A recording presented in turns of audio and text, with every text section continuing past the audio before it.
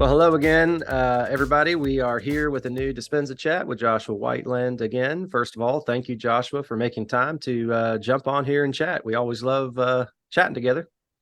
Always.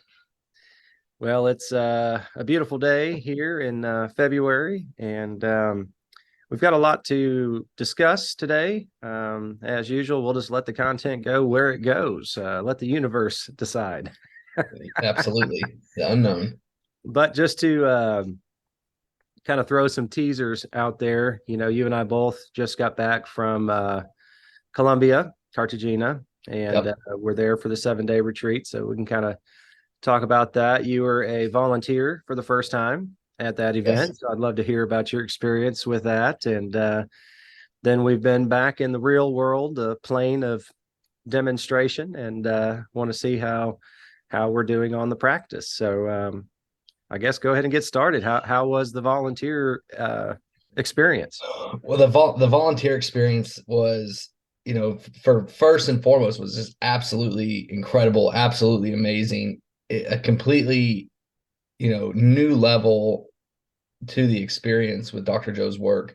I had been to several advanced retreats and advanced follow-up. So moving into the volunteer was definitely the next level. And at first I was, of course, a little bit, nervous going into it. There's a lot of information, kind of like drinking from a fire hose. After a couple days, I got the gist of it, and then was, able to, it was able to really, excel in that role. I met a bunch of great people. I guess the flip side of it is, and the key word would be service. Is that you're going from, it's not about me anymore. It's about the 1,600 participants that are there to have a new experience, and to really, um, to really get into Dr. Joe's work.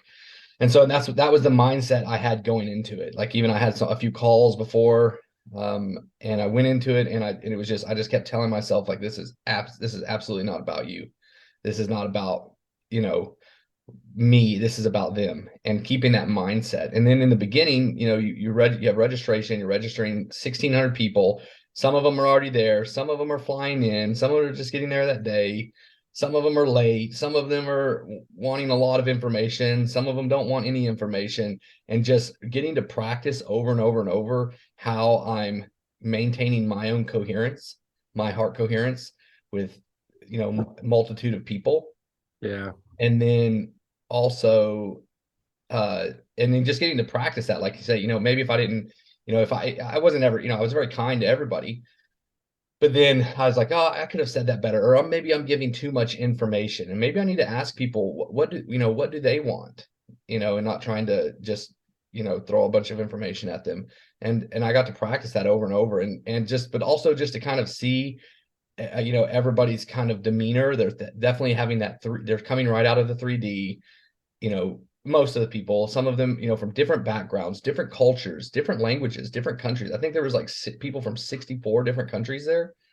And so all of that going on, but, you can kind of see the gist of it all, as far as being, kind of being captivated by the 3D world, by self, by their wants, by their needs. We finish up registration day. It was really, exciting, fast moving day. And then we went, the next morning into meditation and getting everything set up. And that was a little bit of a learning curve. Nothing major, but just learning how the flow of everything. I also had a wonderful team. I was paired with an amazing partner and amazing team. I was purple team, and it was just incredible, incredible experience. I won't drop their names, just in case, maybe they don't want them dropped, but they're just amazing people if they hear this. And Yeah. then we go through that, and then it was actually about like day, we kept going through it. The days got really, because I had to be there early, like an hour early, and then stay like sometimes an hour later. And we had a lot of meetings. There wasn't a lot of, there was meetings in between. So there's just a lot going on, and just staying present, staying in coherence, reminding myself that it's not about me. It's not about my own my body, because my body's like, we're hungry, we're tired, we don't, whatever. But, going through that, I got to do all the meditations. And then this cool thing happened about day 3. Everybody started to transform. And now this is cool because like I said, you've seen these 1,600 people, very kind of irritable. Mm. And now day 3, they're connecting with source, they're connecting with wholeness. Coming And they're together. just, yes, and they're just coming together. You even see it on the breaks. You go out on the breaks. At first, everybody was kind of like, I need to go to the bathroom. I need this. I need that. Now, day 3, everybody's starting to just laugh and come together. So much laughter in the building. There's so much love. There's so much unity. People are hugging. People are creating connections. It's just beautiful. The same thing, like, then you move into walking meditations. You see people on the beach. There's a lot, there's a lot of logistics. Dr. Joey says there's a lot of love and a lot of logistics. There's a lot of logistics going on to get all these people on the beach, spread out, meditations, on their devices. There's also a lot of audibles that are flying around on the beach. And then, just making sure everything is safe. And then watching people walk through that and having that in that first meditation. I think it's walking meditation 6, and people they're just completely, blown out of their minds. They just have such an incredible experience. Yep. Then rolling through the week, everybody seems to, it's getting much happier. We are doing deeper and longer meditations, right up into pineal gland meditation. And, that's an incredible experience for everybody. And then we shift gears into coherence healing.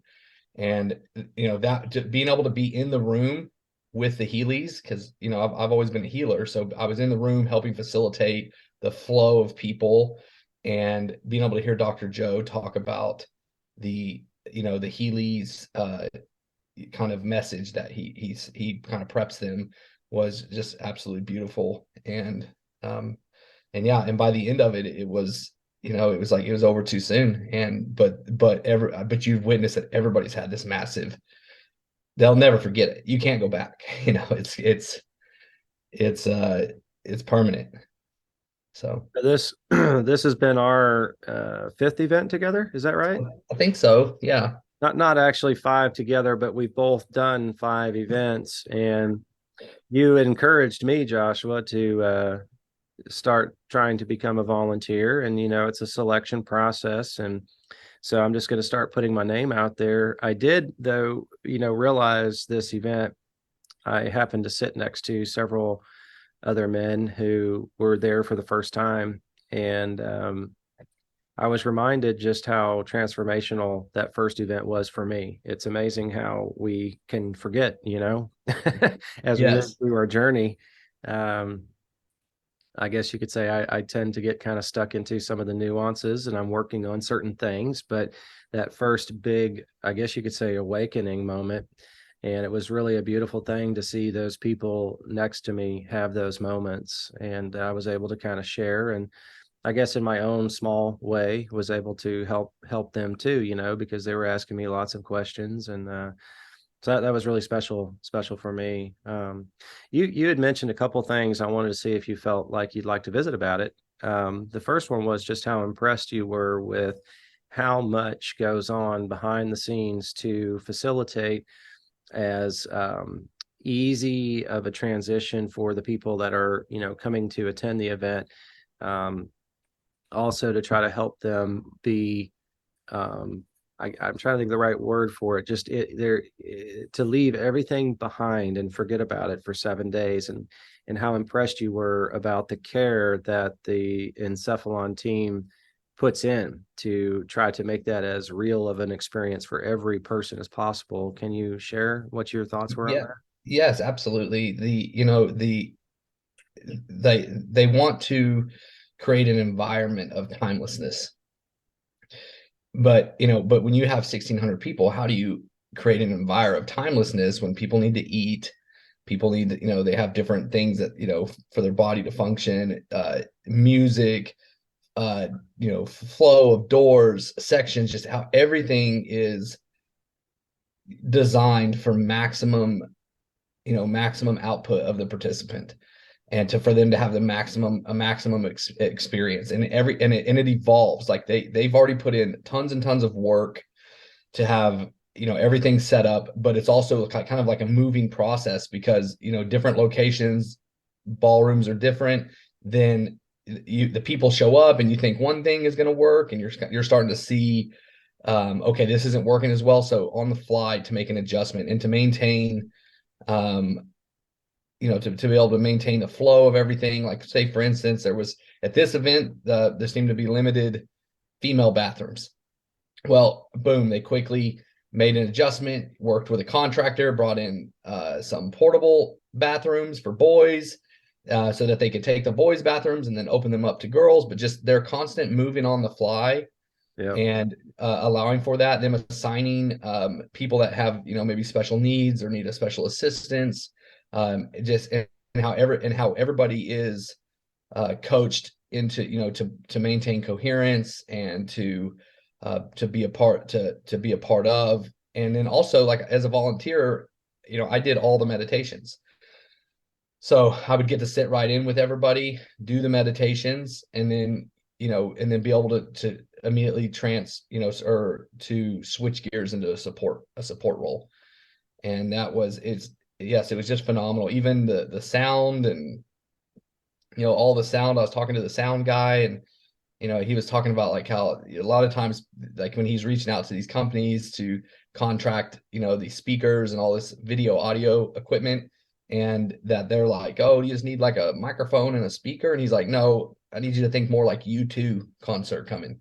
We need like monitors and everything. And it was just so cool seeing how much stuff is going into that. And then how much work with the hotel, the convention center, and all of the catering, the food. And then also, when you have 1,600 people and you're feeding them breakfast and lunch, facilitating that flow that everybody can get in and get food. And at this event, it was at different locations. So they had to have, some continuity in how that's flowing, and everybody, and you would be surprised how you would think it was like a team of 500 people or 100 people working on this. It's not. It's like a team of like 5 people, so I mean, I wouldn't know the exact numbers, but it's a very disproportionate number. yes, it's a very tight family, and everybody, and then you have, because you put in the love, you put in the logistics, and then you surrender the outcome. And you notice it too, like, as everybody starts transforming, everything gets better. People get more patient, more accepting, more. And then, and almost looking like there's no schedule. You look like, but keeping that timeless state is very important. And just so it helps people to be where their feet are, to be present, and to learn and grow. Well, the number one thing I feel in order to be successful is truly surrendering. And the biggest thing that I know I struggle with is surrendering, specific outcomes, which is, set into the reality we live in, which is time-based. And so that's, I feel, why they put so much importance on not putting a schedule out and trying to keep it as timeless as possible. And you were mentioning how you have 1,600 plus people. And I would put money on the table and bet you that the number one question you were asked was, when is this going to happen? When is this going to happen? It was like time-based, schedule type questions. That would be the most prominent question. Am I right? Yes, all the time. When is the next thing? How long is it going to be? What time is it going to start? When are we going to go on break? And it's just that I don't know, just keeping it fluid, and just being able to be there with them, and be there, and just say, and yes, people, yes, that was people wanted that died down towards the end. Everybody just started having such a great time. They started to let go of that Newtonian model and the plane of demonstration, and really get into that quantum mind, which is timeless. There's no time there. Right. And so I think I might just want to repeat one more time to make the point, very clear, is that, that is the point of going to these events, is letting go of time and breaking loose of that Newtonian model so that you can really grow and expand your knowledge, and let go, basically, and surrender. And so we get questions all the time through our Dispensa Chats email, and my wife gets questions on the various social media platforms that she's on, like, what should I bring? What should I do? And so we do have some videos out there that try to help people answer these questions. But at the end of the day, your experience will be so much more profound if you can really work on just letting go and surrender and just be like, I'm here in the present moment, and that's it. Yeah. Yes. Yeah, exactly. Even with a lot of people that I talked to, I was just honest with them. I was like, I've been to multiple events, as have you. Every single one of them has been different. Yep. The it's a completely different experience. And even what my experience is between those multiple events may not be your experience. It may not be, I don't want to rob somebody of the opportunity to have their own experience and to take in the experience. Dr. Joe does a phenomenal job. He doesn't need anybody's help, you know? So it's like it's just like, I just like to say, like, I have had amazing transformation. You're going to love it. Just, just go with the flow. I don't even want to tell you, like, maybe this is going to happen. Maybe that's going to happen, because that didn't happen for me, my first time. And I had such a great time, my first experience. And even coming back, I was like, even people that were asking me back here, they were trying to get information, like, so this happened and this happened. I even paused and was like, well, you know what? I don't even want to tell you what I'm just telling you. Is amazing. It was incredible. I can tell you certain people, certain things that I met, but if you want to find out, go for it. Go find out, because I don't want to set, because I had some friends that went to one, I think the one in Dallas, and I told them the same thing. I was like, look, I really don't want to tell you any information. Um, and it kind of got them in the mindset to be like, okay, I'm going to go with clear mind and just have my own experience. I'm like, yeah, have your own experience. Don't let me, tell you a story and then you start making that story. And when it doesn't happen, then you're upset. Like, just go wide open, fully unknowing. Well, our lives, your life, my wife and I, our relationship, my children's lives, they've been changed. Yes. And it's hard for me to even really quantify or articulate just how much. Um, but I wanted to, for some of our listeners out there, and we've received some comments about, you know, not being able to go. Um, what would you what would you say to that, Joshua? And let me give you a little context. They may say things like, I'm too sick. They may say things like, I don't have the money, or I don't have the time, or those kind of excuses. And some of them may be legitimate. I'm not playing them down, Mm-hmm. but it's such a transformational experience. What would you say to those people to encourage them to find ways? I would say, well, that kind of brings me to a good point, which I'll explain on the kind of the back end. But it's that lack, right? It's that constant, that constant feeling of, I don't have enough, I'm unable. Maybe next year, maybe once things have changed, maybe if I get the new job. It's always putting the carrot out in front and saying, that's where my happiness is. That Right. it when I because that's pretty much the whole basis of lack, is saying that I'm not happy right now, and I don't have what I want right now. I'm not where I want to be right now, because what I have, or what I want, or what I need, or what I desire, or the job I want, the relationship I want, the healing I want, is in the future. It's not in the present. And so when we have that type of mindset, it always is in the future. So, because right now there's a past, there's a present, and there's a future. And if I'm living off of emotions and stories from my past, I'm recreating them into my future. Or if my hopes and my dreams are always in the future, and I have made a decision that my happiness is when I get there, then there's no way. So that means happiness does not exist in the present. And if I believe that happiness does not exist in the present, well, if I'm the creator, if I'm not a victim to my life, a victim or a volunteer, I'm a creator and an owner, then I'm saying then it's so. Then that is so. My happiness is not here, and my universe and my world will reflect back to me every single thing of that, how right I am. It'll say, right, you're right, you don't have enough money. You're right, you do not have enough time. You're right, you're too sick. You're right.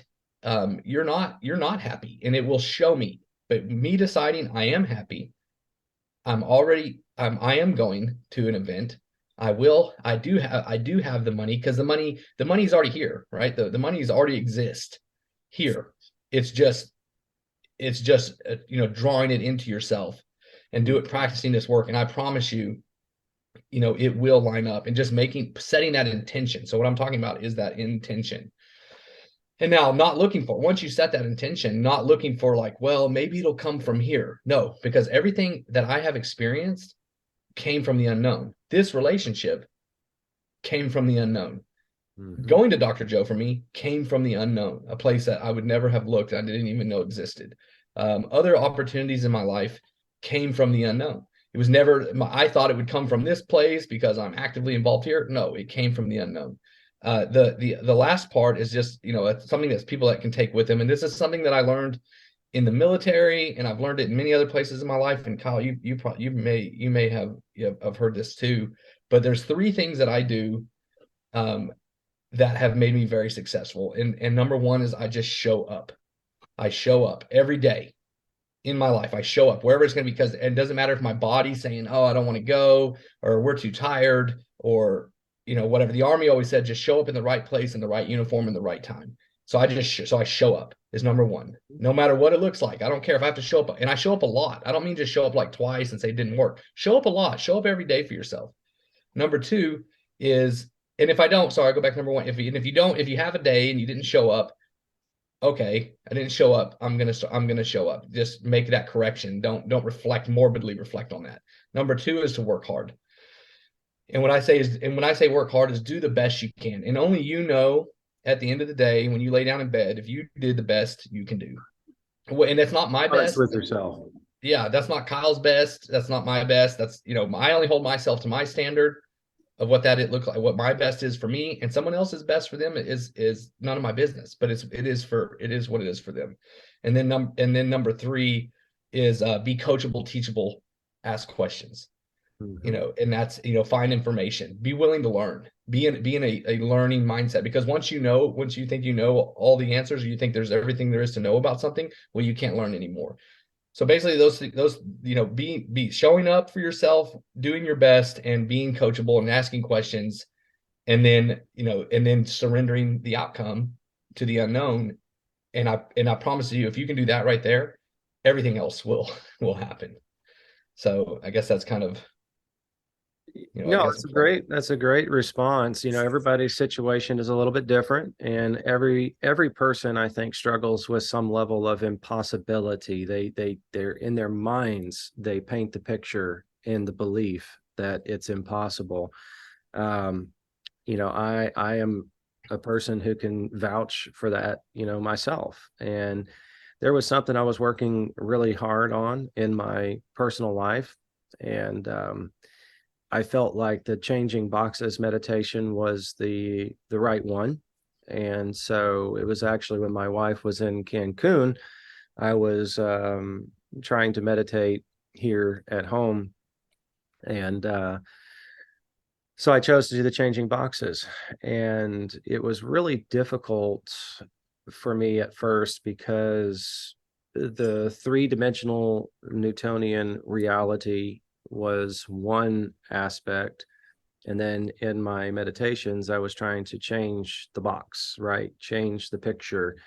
And every time I would come, well, I should say during the meditation, I would really feel it, I would believe it, and I would have all the emotions from it. And then when I would come back to the 3-dimensional reality, it was like my mind immediately remembered, oh, that's not the case, right? That my mind or body or both was trying to basically screw up everything I had done. So that was my level of impossibility that I had to overcome. And as I kept doing that, I slowly became more able to carry, with my eyes open during the day, carry the emotions of that box being changed. And that was really, really awesome. And then a while later, my actual reality changed, and it was just the most amazing experience. And it was I guess you could say, a pretty big step in my own personal spiritual journey on meditating and seeing the effectiveness of it, and that this isn't just a feel good thing that we do every once in a while, that this has power. This has the ability to really change your life. It has the ability to help other people in their lives. And so I guess my comment on the question I asked you earlier, when people were to say to me, I can't do this, the answer is no, you can. My answer to them would be, you're choosing to say no. You're choosing to let these things hinder what you would ultimately like to do. And it's just, you need to take the time to self-reflect and be honest with yourself. And when you can actually look within yourself, which is actually part of a meditation practice, and say, oh, I am lying to myself. I really can do this. I'm setting up a personal roadblock because I'm too scared. I'm setting up a personal roadblock because I don't know what the outcome is going to be. It makes me nervous. It makes me anxious. I have a fear. I have an anxiety of the unknown. That's being honest. Once you do the personal self-assessment honestly, you can start to work through those things that are the true roadblocks. If you do have a fear of the unknown, anxiety towards the unknown, well, that would be a true excuse, something that you would have to work on. But honestly, you and I are a testimony that, yeah, it's scary. We can talk about my experience of letting my wife go, not having her right here with me in the home. I guess you could say I had control issues, and fear of the unknown, anxieties all around that experience. And I let it go. And there was tremendous blessing that happened out of that. So I think we're testimonies to other people that, hey, it's okay. It really is Yes, okay to embrace those fears, but don't let them be paralyzing. absolutely. And I think, and I definitely think it's both of us, we want to, I think both we want to reach, we want to help anybody, but I think, primarily we want to help other guys, come to this work. Even in Cartagena, I think it was 1,100 women and 500 guys. And that seems to be, and then some of the guys that are reaching out to me um, are, kind of say, it's kind of their fear of the unknown. And because what I've seen a lot with this work is that guys, and this is for me, this is for my, for my experience as a guy, I don't want to ask for help. I Right. don't want to, I don't want to call Kyle and say, I don't know how, I don't, I have fear right now, or I don't understand how I'm going to work through this because I think I had this, this, what is it, false belief that I don't need any help, or I don't need anybody else. I've got to figure this out. And I think that goes right along with that fear. And I think a lot of us feel like that, and even myself still sometimes.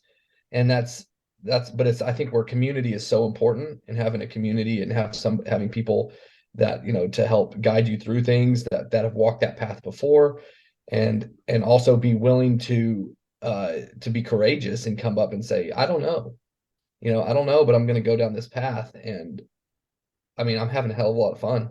So, you know, Yeah, I would agree with that 100%. So Colombia was Cartagena. It was the first time Encephalon has done an event there, Dr. Joe.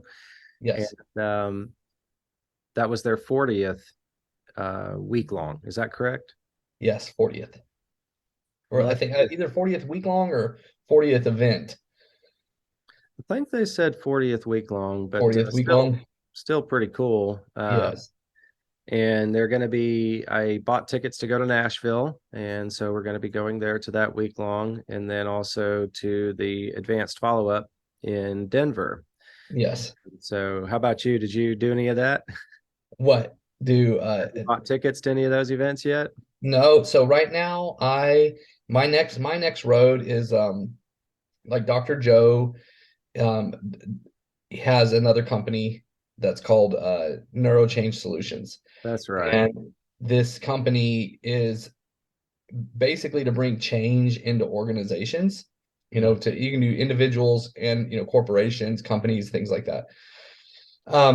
So I've applied. We'll see. I'm in the unknown on it. I was recommended to it, but because Dr. Joe doesn't want, Dr. Joe does, they said they don't mind if we tell people our best practices.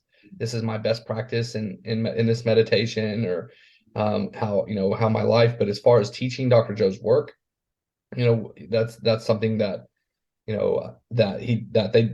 ask that you not do. But if you want to teach Dr. Joe's work, if you're good at teaching, good at presenting and things like that, then you can go get trained at through what's called a train the trainer at NeuroChange Solutions. And then you can become certified, and it's a process to be able to teach this work. So that's the road I'm on right now. I filled out the application. I'm waiting to the feedback. That event to be trained is going to be in Denver, right before Week the advanced, four, you're right. right before the advanced follow-up. Yep, like the day before, or like 5 days before, and then like the day after it finishes, then the AFU starts. And then because also my son is graduating high school in Colorado, so that kind of works out. But I'm doing that, and then every event that pops up after that, I'm going to be applying to volunteer or see what opportunities and there's a lot of other things that are kind of happening in my life right now. So we will see where that goes. But I want to be trained to be able to teach this work. I primarily want to take it to veterans. I want to take it to veterans and start there. And so we'll see what's going to happen. And I'm actually, yeah, I got a pretty loaded That's year cool, coming up. man. It's Yeah. it's fun. It's fun to dream and have the ideas and then just surrender, Yes. let it go. I don't know. Okay, I'll keep the names out of this just because, but you remember I told you in one of my meditations, it was about 2 weeks before Columbia, right? Yes. I was meditating about 3 hours a day, every day leading up to leaving, just because I wanted to get my energy up and my vibration up, just to really make my hope was that the event would be just superb. And it was, that was just what my goal was. And so in one of these meditations, a couple of weeks before the event, I had um, a vision pop in my head right towards the end of the meditation. And it was kind of unusual for me. And I was like, whoa, this is cool. And it was a particular celebrity sitting next to me in first class on the airplane heading to Cartagena. And I came out of the meditation. I'm like, wow, that'd be pretty cool, if that actually happened. But it was like, whatever. And so I called you and I told you about it. And I told another friend and I told my wife. Yep. And my wife just laughed. She's like, there's no way, Kyle. And I'm like, well, why not? I said, it came to meditation. I said, it's just kind of fun. And she was like, well, if it happens, be sure you tell that person hello for me. And I said, okay, cool. And that was where that was where we left it.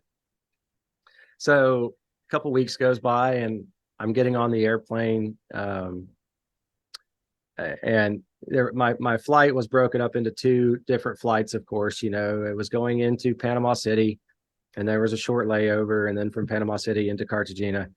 And so I get on the airplane and I'm sitting there and I'm watching the people go by me, and I'm like, don't see the person I thought I saw in my vision. So I was like, oh, whatever, just enjoy the flight. So I get to Panama City, and if anybody's ever flown into Panama City, that's probably my least favorite airport, just because of the way they designed it. It's pretty, it's a nice airport, but I flew in and I literally had almost a 40-minute walk to get from one end of the airport to the other. It's like there's no wings really. The airport's just long and narrow. So anyway, I'm rushing to get to my gate. I get there and got there in enough time. So I'm sitting there waiting. They finally started to board. So I get on the airplane, sitting there in first class, and watching the people go by, and I was talking to the guy sitting next to me, and all of a sudden my peripheral vision, I noticed that no more people were walking by because I was sitting in the aisle seat, and you have to kind of lean over so you don't get bumped by their backpacks or whatever. And so I'm like, well, that's kind of weird. There's nobody coming in on the plane. So I just happened to look up towards the cockpit, and this person I saw in my vision comes around the corner. And I Yeah. just did one of these, like, Yes. I'm like, what? And so the person comes, and their seats were literally right in front of mine. And so I was like, what? And I think I texted you first. I'm like, it happened. It happened, And Yes. like, what? And then I texted my wife, and she thought I was joking with her. And she's like, are you serious? With a big question mark. And I'm like, yeah. And she's like, take a picture. And I felt rude, And so I kind of like was trying to take a picture between the seats or whatever. And I'm like, Yes. whatever. Yeah, I just don't want to invade people's privacy. Yes. So anyway, I visited with this person just for a little bit, made some small talk, and in fact, I even told them, hey, I saw this in one of my meditations, and they were like, "Oh, that's so cool," and but anyway, it was a cool experience, and I was like, "Wow, that's awesome." Yes. That was, yeah, I remember that was so cool. And I remember what was like really key to that is when before it happened, when you had talked about it, you had told me your intention. Like I knew absolutely, I was like, oh, this is like, I knew this is going to happen. Like I felt it in my, in my being that was Did going to you? happen. Yes. And then and like, I had like no, like, it just like, it was like even just all the information surrounding your flight, I was like, oh, this is like a perfect recipe, and it did. Well, and the point is, I didn't try to make it happen. That's just how No. everything fell into place, and anyways, it was really cool. And too, I realized as I looked back on the experience, I truly let it go. And my wife and I visited, I think you and I visited a little bit about the details around this, because I want to use this as a learning experience for me and to share with other people watching. It's like, okay, if you want something, you're trying to manifest something big and crazy. You want a nice big new house. You want the awesome, six-figure salary job. You want the most coolest exotic car. You name what it is you're trying to manifest. Okay, it's hard to separate yourself from that because you really, really, really want it. And this to me was nothing. As I look back and kind of analyze everything around it. First of all, I didn't imagine it. It just popped in my head. Well, then I started having the committee in my head say, "Oh, that was just you having fun. That was just your brain imagining something. It was fake, whatever." And I'm like, "No, I didn't imagine it. It was part of the meditation. It was a vision given to me." And so that was the first steps. And then I was just like, you know what? If it doesn't happen, it doesn't happen. It's no big deal. And I really could separate myself and surrender the outcome, which is either way. Remember, when we say separate, surrender to the outcome, it could be a negative, a positive, it could be anything. And then it happened, and that was when it was so cool. And my wife was like, "See, Kyle, I tell you all the time, you just have to surrender and let it go." And I'm like, "Well, that's such a cool, fancy buzzword." Oh yeah, sounds great. My wife does that to me all the time, and I'm like, "Well, Yeah. that sounds cool and fancy and all, but how do you do it?" Yes, because when you're in it, it sounds if you're not in, like if you're just like, if you're just having a great day and it's like, yeah, I'm surrendered. But when the committee's going off, when your senses, your eyes, your nose, your ears is feeding you this information from the 3D world that it looks one way, the natural reaction, at least for me as a guy, is to want to try to control that somehow, is to try to, to put my hands on that or to take action or do something. But to be able to, when you're in those moods, it's a practice. It's a constant practice of breathing, meditating, surrender, and just allowing everything to unfold as it just exactly as it's supposed to. Well, I'll tell you, the Cartagena event was actually a fantastic event. It was my first time to ever be there. It was my first time to be by myself. That was part of the arrangement that my wife and I made she wanted to go by herself because she felt it would be important for her growth and healing. And then she wanted me to go by myself. Um, and really met a lot of fantastic guys. That's part of what I really enjoy about these events is the connections, and I remember you mentioned you met some really cool people as well. Yes.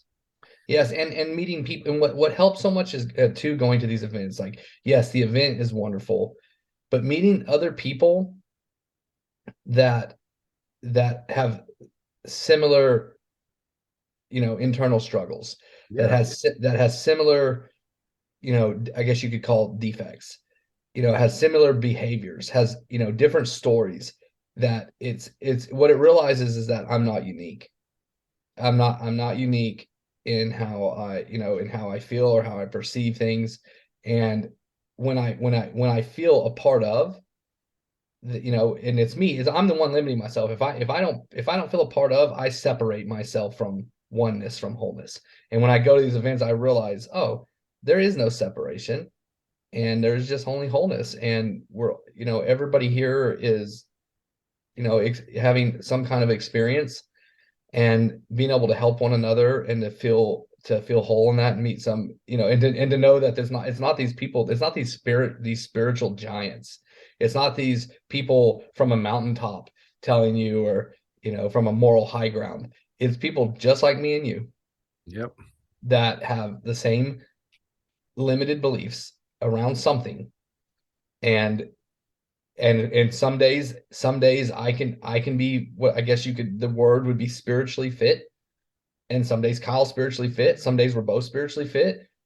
And some days we are, for me is, like self-pity. Oh, it's me.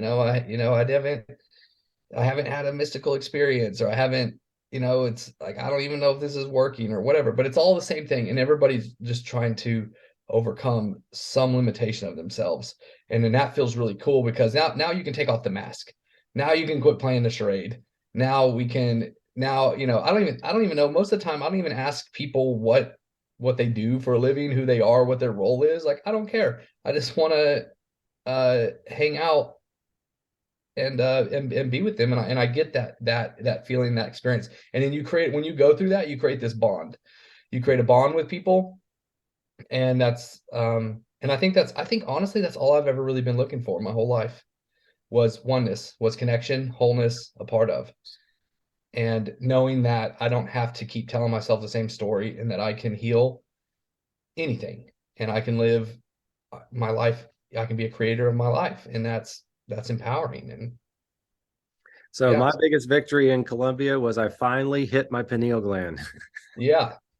Yeah, I thought I heard you. Were you the one that was like, oh, No. oh, No, I was on the beach yeah, doing the noble walk. the noble walk. And that's where he does the breath, where you pull your energy from energy center one all the way up to your pineal gland, Yes. and you're arching your back.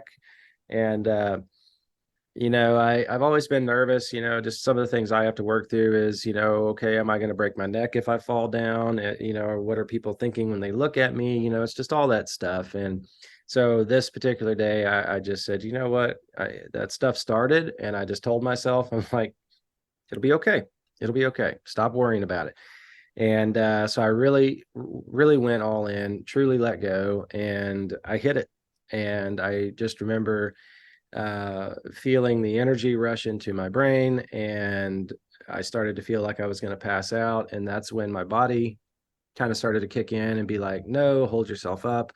And I just finally said, let go. And one last time, let go. And then I just fell over backwards on the sand. And I just remember feeling so blissful. And it wasn't long, maybe a couple of seconds at the most, that I was truly blacked out. And then I started to come to, and I just laid there with my eyes closed, and again, just super blissful. And every meditation after that was so much more phenomenal for me. And then coming home, I've been doing at least an hour or so of meditation every day.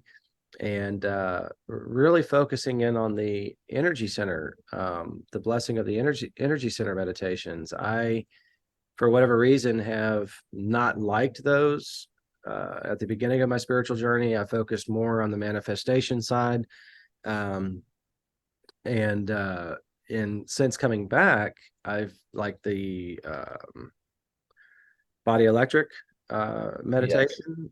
There's one that you can do at home, and Yes. The has lay down. just has been just phenomenal. I mean, my whole body, I can just feel all the way through, and that's a first for me.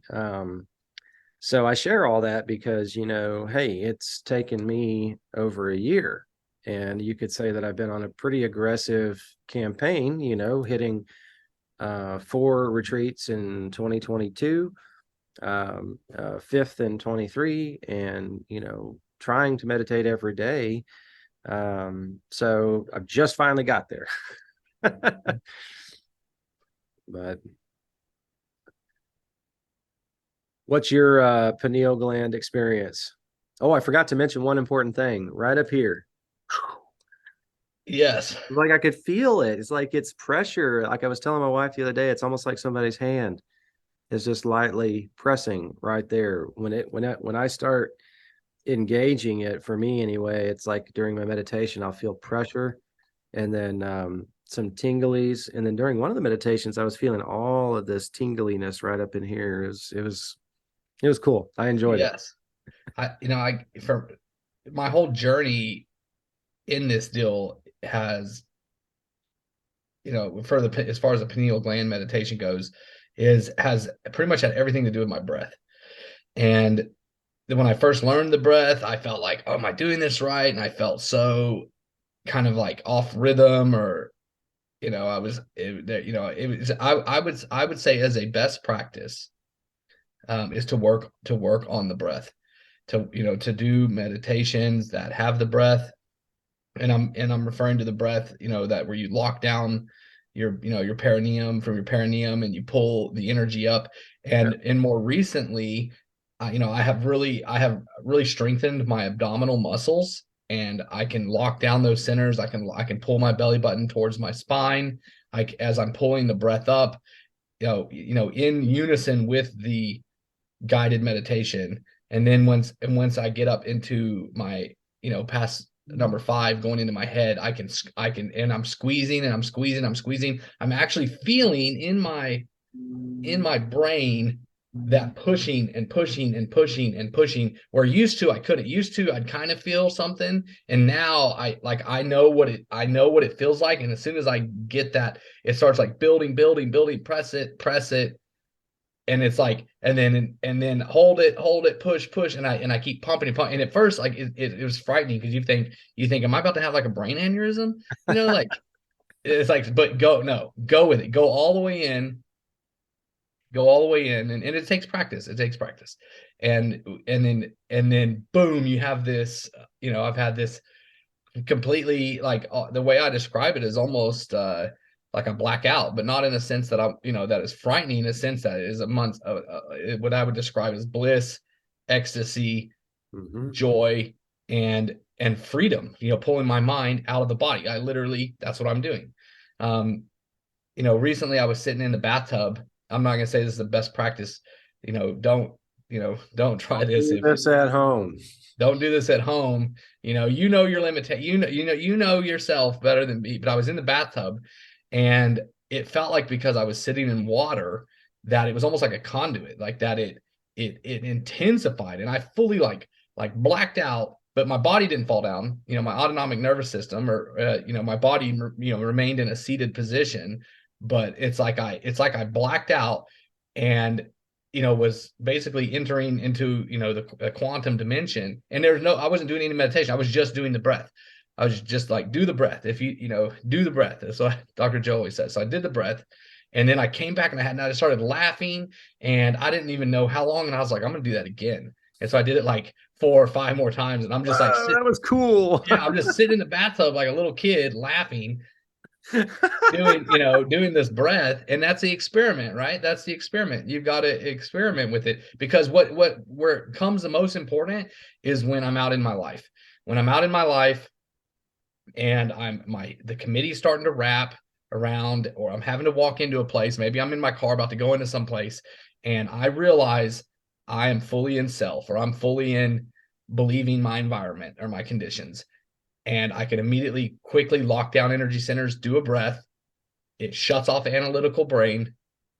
Yeah, I can open my heart, blow my heart back open, enter that coherence, and then just be present. And then and that has been one of the best practices for me of functioning in my daily life, doing the work, practicing the breath. And then in every, when I can't go do an hour-long meditation because I'm operating in, Dr. Joe says, 1 foot in the quantum and 1 foot in the 3D. So I have 1 foot in the 3D. I need to be able to jump into that breath. And so that breath is monumental, to me, is probably one of the most key pieces that I practice. Well, a few things to know. Number one, everybody reacts different to when the breath, I guess you could say, is successful, when you're actually breathing it in and you move that energy.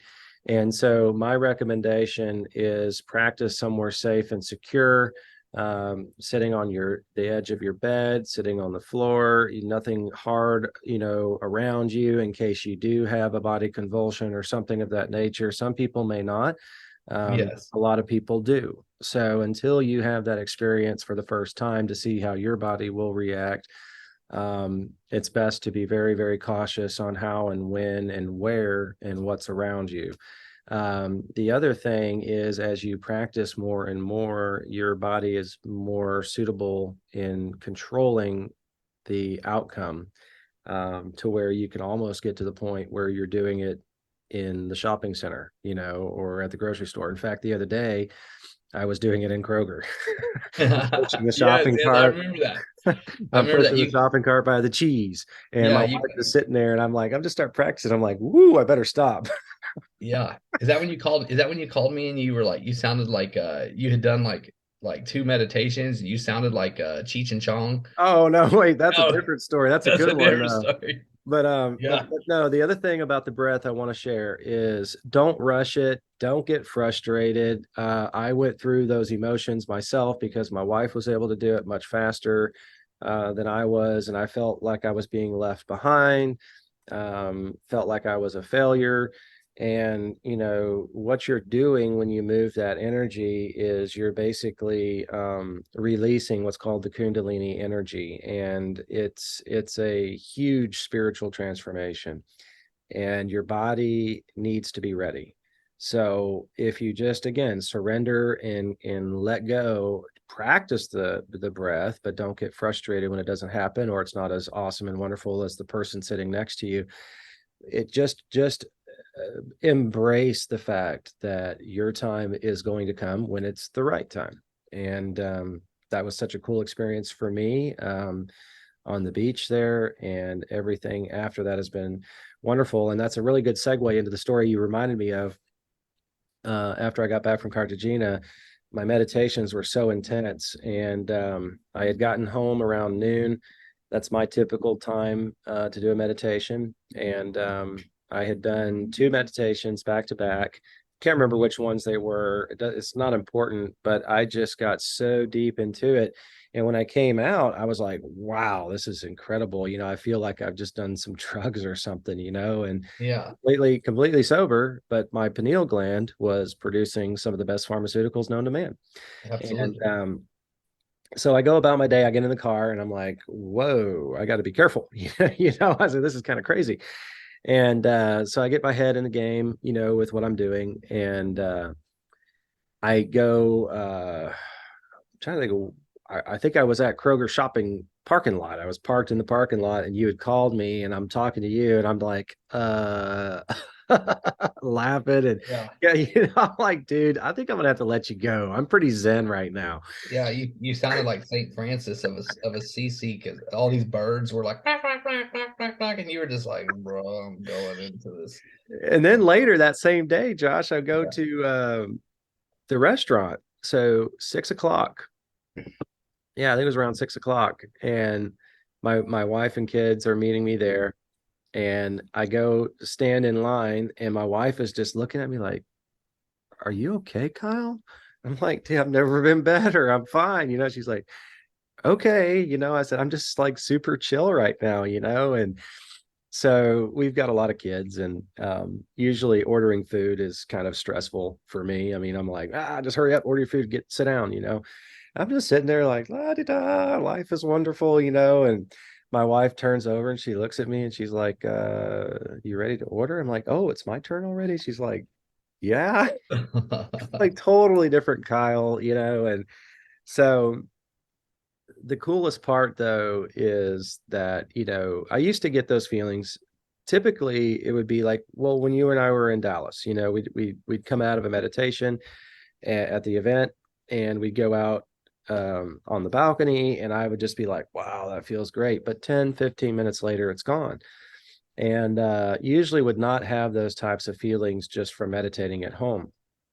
And so to come home after that event and time after time after time have that Zen that I feel for hours after the meditation really tells me, number one, that this is possible. You could be in a true state of meditative Zen all day, you know, which is a lot of the reason why Dr. Joe really wants us to practice the walking meditation. Yes. And what I noticed, and again, I'm kind of different, but I'm very self-aware. I'm always analyzing stuff. And so I went about my day and I was like, whoa, this person is stealing my Zen. This event is stealing my Zen. These thoughts are stealing my Zen. I was very cognizant, and it was actually a cool experience. And I was able to pretty well control it and find ways to remove myself from the situation, or um, and that wasn't really, when I say remove, it was more of change the way I was thinking about it. The person coming at me, there was a time when Dr. Joe was lecturing and he made the comment that he's on a Zoom call, but what the people don't know is he's back here just in another place. He's meditating with his eyes open. And I thought about that and I was like, whoa, that is pretty cool, because we can train ourselves to be functioning, but at the same time in another place, in another headspace. And so I kind of did some of that when I was in such a state of Zen and this person was coming at me. And, I listened and I was working with them through it. But when I started to feel my blood pressure go up, I started to feel myself go into fight or flight, and I started to feel the Zen go away. I was like, no, no, no, no. I really like that Zen feeling. I'm not going to let this experience take it away. And so every person's going to be unique in that and how they manage that. But it was just such a, for me anyway, it was a phenomenal part of my spiritual journey experience. Can I tell you a story real quick Yeah. about how so coming back from Cartagena, I'm it's like I've been in this super blissful state. I've had this incredible, I literally feel like I've been on a rocket ship. And I get to the airport, and airports are generally kind of like some uh really good test for fight or Patience. flight for me. Yes, for survival mode, right? And so this I'm gonna quickly tell a story, but I get to Cartagena. Cartagena, the airport, they want you to wear a mask in the airport. And I didn't have one, so I needed to go buy one. And I went to buy one, and the mask was you couldn't use your card for less than, I think the mask was $1, and you couldn't use your card for less than like $5. So I had to buy all these other things. I did that. Then you have all these forms. You're nervous, like if you have all these like different like immigration forms and all this stuff. You got through that process, got onto the plane. But the point is like in this mode, what I'm describing, I'm in a sort of like a heightened, vigilant, hyperactive kind of like fight or flight type of scenario. So I fly into the United States, and I'm going through customs into the United States. People, there's a whole line, a sea of people. I'm thinking about my flight. I need to get to my flight, my follow on. I get to up to the immigrations officer, and everybody's been going. He's like checking. It's taking like 30 seconds. My brain's like, okay, each person's about 30 seconds. I'll be up there in about 2 minutes. And then I get up there and he looks at mine. He doesn't scan it or anything. He doesn't. It's not like it. I mean, I don't know how they do it, but he just like opens it up and he immediately says, "We need to validate your passport, and we need you to go stand over by this wall by yourself in a sea of people, and an immigrations officer will come get you." So what does my brain do? It goes into, oh my gosh, what could this be? I want to start Googling, like, what does validate passport mean? What's going on? It seems like time stands still as a immigrations officer comes to get me and takes me to this sort of this back room. And it's like, you don't even know it's there, but you open this door and you go in there, and then there's like a sea of people that are just sitting there. And it looks like and it's like really muggy in the room. It looks like they've been sitting there a really long time, like hours. And in that moment, as I start to kind of like panic, like I'm going to miss my flight, I remembered, okay, what happens when what happens when I enter coherence? What happens when I stop believing what the world around me? And so I did the breath, standing there with my bag. I pushed past my committee in my head and the voice. I did the breath. I entered coherence. I stood there as nobility. I stood there as that person, like that walking meditation. And I sat there in peace. And then 2 minutes later, they walked out, handed me my passport, and they said, "You're good to go." They say, like, just go out that door, and just completely let me go, released me, like nothing ever happened. Nothing, no more words were said. But that the point of that is that, wow, like how when I'm in that survival mode and things are happening, it's like I'm manifesting those experiences. Yep. And this fear, right, from out of this fear. And the moment that I switch gears and go into love and go into coherence, go into wholeness, it's like everything just releases. And that was an exact example of that, in my life, just like you were saying. And Good thing you didn't hit your pineal gland and pass out in customs. oh yes, yes. Could you imagine? Floundering around the Oh floor. yeah, I know. Yes. Yeah, my wife was having doing that on the airplane, and it's like you got to be kind of cautious, Yes. But as always, Joshua, I think we need to wrap up here, but I just want Okay. to thank you for spending the time to visit. As always, we have such wonderful things to talk about. Um, we we love you guys out there watching, and want to be a help however we can. We have different ways of reaching out. You can have our comments, below the video. You're welcome to comment there. We definitely pay attention to that and try to respond as we can. You have the email that you can respond to, dispenzachats@gmail.com, and we'll put it also in the description. And if there's anybody that would like to come out and visit with us and do a recorded call, we'd love to have you on as a guest. And um, as always, just thank you guys very much for watching. Joshua, thank you.